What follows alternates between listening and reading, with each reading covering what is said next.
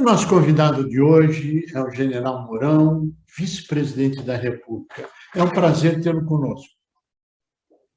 Cara, satisfação muito grande, Cury, poder conversar com você e, ao mesmo tempo, me dirigir a esse segmento que é de extrema importância na economia brasileira, que são as micro e pequenas indústrias, né, em particular aí do nosso estado de São Paulo, né, e essa conversa que nós vamos ter agora, eu tenho certeza que será extremamente proveitosa.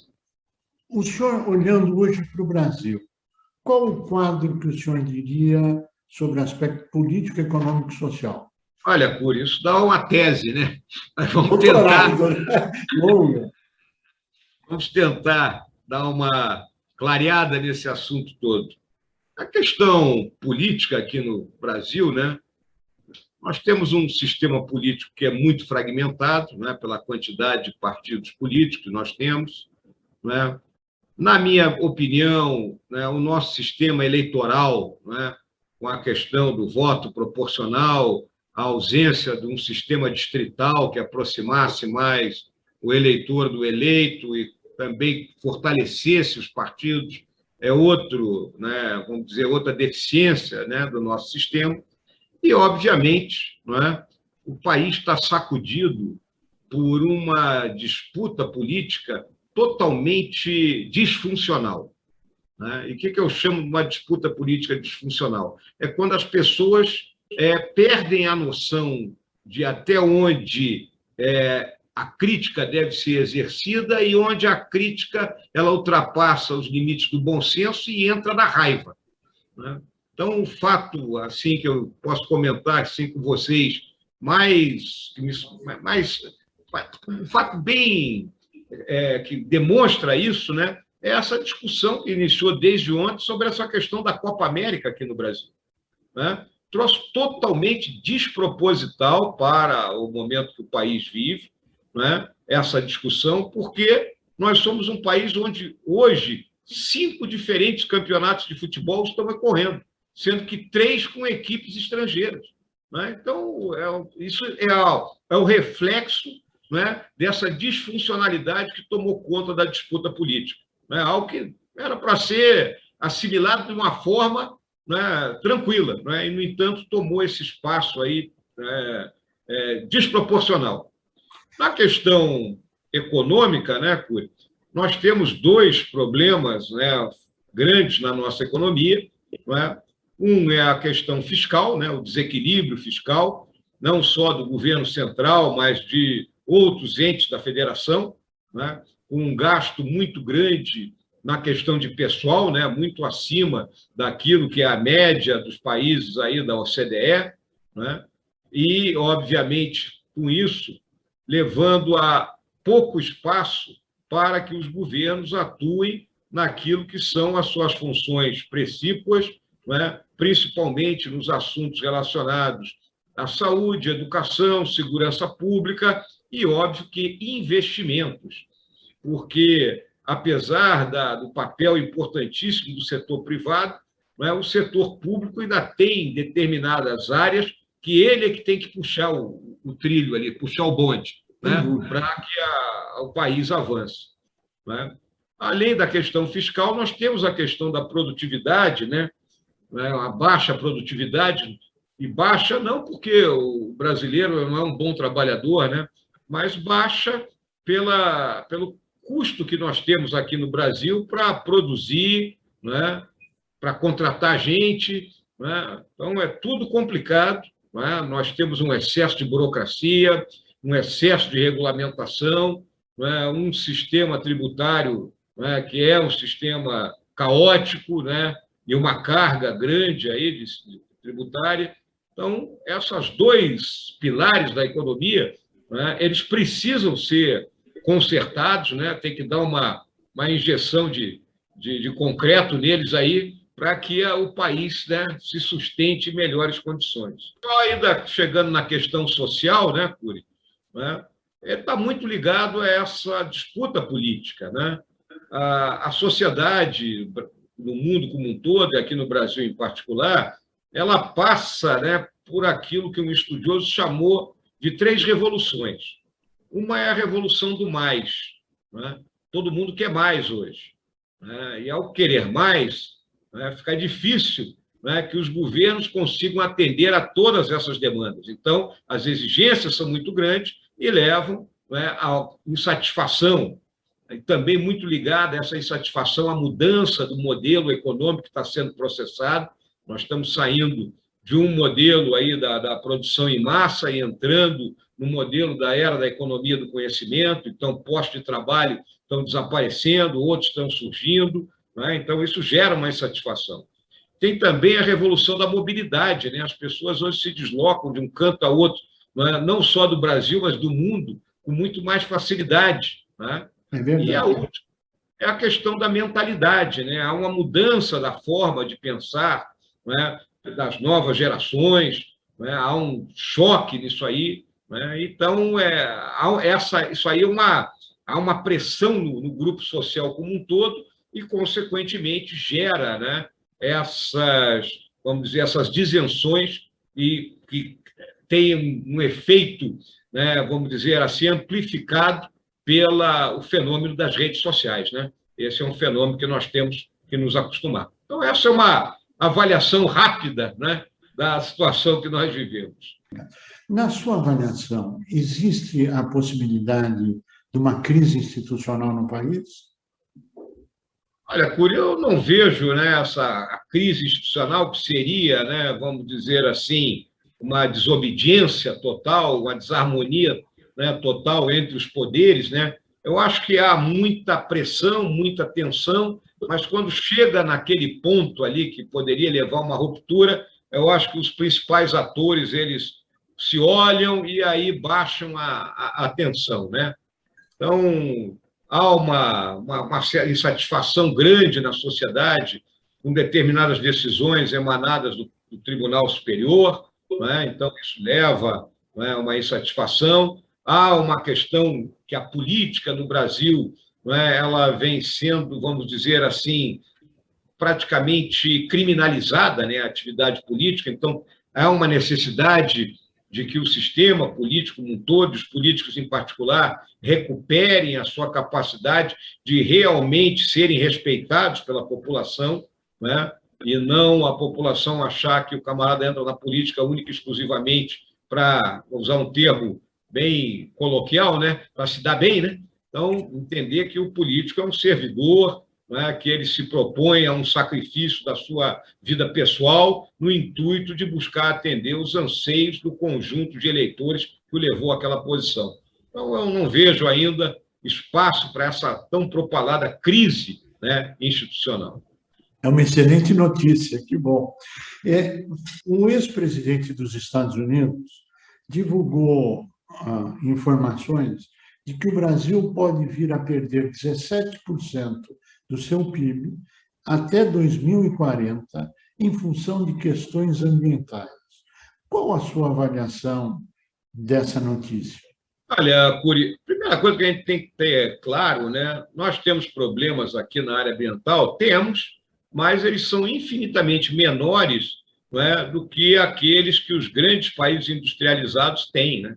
Eles são os grandes emissores aí dos gases de efeito estufa, entre eles, né, o gás carbônico, o CO2, né? E nós, aqui no Brasil, né, pela amplitude do nosso território, né, somos um país que é uma potência agroambiental, né? Nós temos mais de 60% do Brasil ainda coberto pela vegetação original. Agora, muita coisa se centra em torno da questão da Amazônia, né? Daí essa afirmação aí do ex-vice-presidente dos Estados Unidos, Al Gore, né, muito, né, na linha das pressões econômicas e ambientais que o país sofre, e a realidade é que nós temos que fazer o nosso papel na Amazônia. E qual é o nosso papel? Termos políticas públicas que efetivamente funcionem no sentido de proteger aquela região, que é 60% do nosso território, preservar aquilo que tem que ser preservado, ou seja, obedecendo e fazendo obedecer a nossa legislação, né, a nosso Código Florestal, e, óbvio, você tem que ter políticas que assegurem o desenvolvimento econômico e social de uma região onde vivem mais de 25 milhões de brasileiros e que tem os piores índices de desenvolvimento. Sem dúvida. Quais são os caminhos que o senhor vê nessa trajetória tão difícil da Amazônia Legal, que é um desafio onde o mundo inteiro está olhando, não para construir, só para apontar problemas. Mas como é que o senhor vê o caminho, a solução para isso? Olha, requer um esforço da nação como um todo, né? Então, a Amazônia, ela é olhada pela porção do Brasil onde vive a maioria da nossa população, né? Como algo até como se estivesse em outro planeta, né? Porque as ligações são difíceis, né? A maioria das pessoas que mora aqui no Centro-Sul desconhece que na Amazônia o camarada raramente chega de carro ou de ônibus, né, a algum lugar. Ele chega de barco e de avião. Né? Nós herdamos uma distribuição espacial desequilibrada, né? Só 2 estados que nós temos lá, como o Amazonas e o Pará, respondem por mais de 1/4 do território brasileiro. Né? Cada um deles, o Amazonas, o Pará, é equivalente à área da França, da Alemanha e da parte da Espanha junto. Então, é um mundo. Né? Imagina a dificuldade que um governador em Belém ou em Manaus tem para controlar isso aí. Né? Então, isso é um dado do problema. Então, o que é que nós precisamos? Né? Nós precisamos realmente conscientizar a nação como um todo, atrair a iniciativa privada para investimentos, né, na Amazônia, e cada região da Amazônia tem a sua vocação. Então, tem região que já está antropizada, que tem a vocação para a exploração da agropecuária, tem regiões ricas em minerais, né, que pode haver a exploração mineral, como a Vale do Rio Doce faz, lá na região de Carajás. Né? Tem áreas onde nós podemos, então, desenvolver aqueles projetos ligados à bioeconomia, né, como dos produtos da floresta, como açaí, castanhas, né, o próprio cacau, que pode ser e vem sendo plantado lá, né, a questão da piscicultura, né, o grande, né, os peixes maravilhosos que lá existem e que podem ser criados e vêm sendo criados. Então, existe todo esse espaço. Agora, nós precisamos solucionar alguns problemas, principalmente da ocupação do território. Né? Áreas que são unidade de conservação, terra indígena, serem devidamente protegidas e preservadas.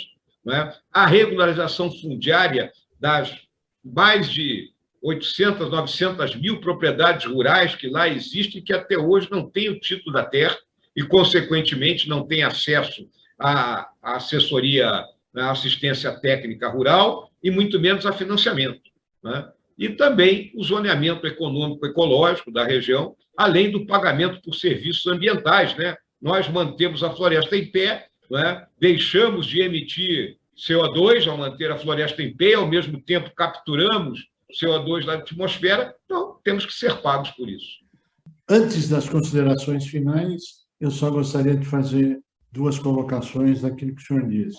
Nós concordamos em gênero e grau na sua afirmativa da reforma tributária, por isso que nós apoiamos o projeto do general Peternelli, do substitutivo 20.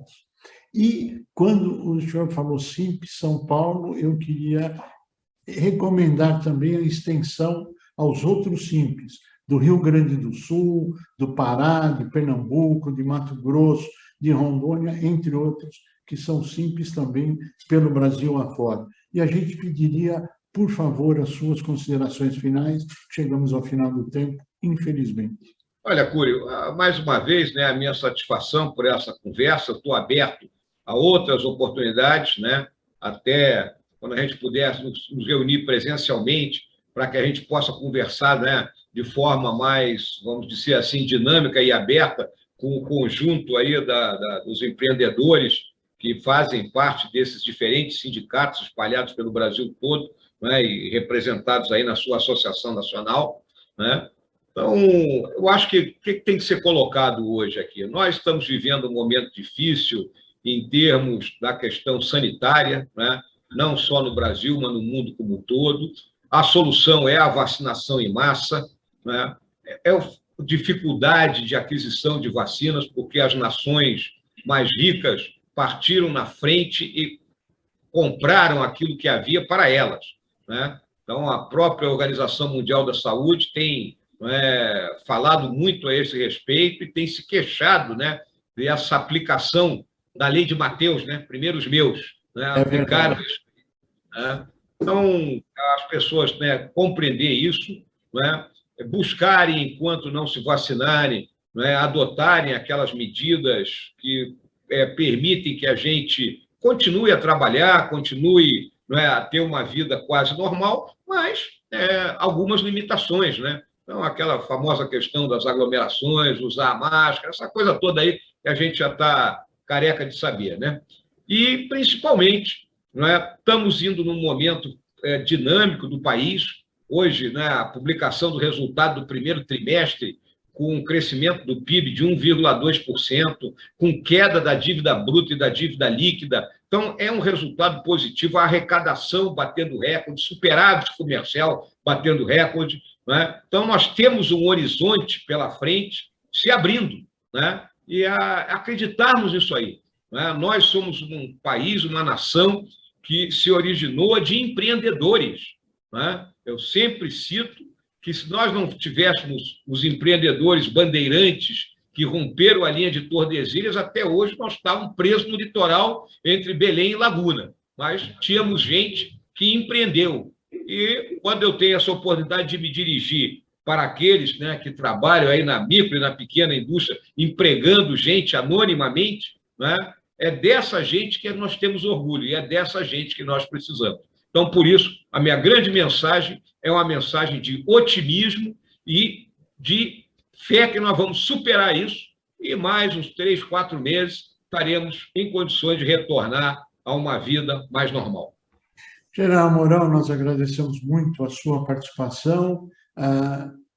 Teremos o máximo prazer de, assim que possível, nos reunirmos, conversarmos de acordo com a sua agenda e agradecer a contribuição e a mensagem ao Brasil. E desejar pleno êxito na sua empreitada, porque o seu sucesso é o sucesso do Brasil. Muito obrigado. Muito obrigado, Cury. Uma boa semana a todos. Um grande e fraterno abraço.